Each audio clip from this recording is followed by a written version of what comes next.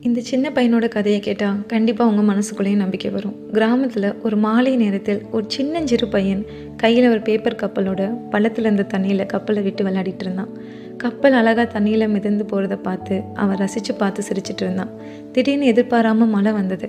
ஆனாலும் அவனுக்கு அந்த பேப்பர் கப்பலை விட்டுட்டு போக மனசே இல்லை. கப்பல் ஒரு வேளை உடஞ்சிருமோ, தண்ணியில் மூழ்கி போயிருமோன்னு அவனுக்குள்ள ஒரு கவலை.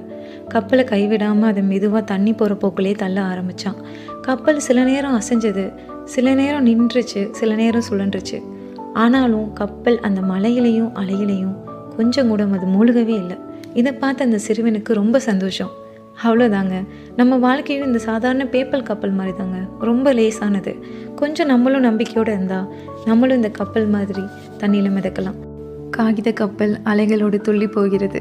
பையன் சந்தோஷமாய் நின்றான். வானம் மகிழ்ச்சியால் நிரம்பியது.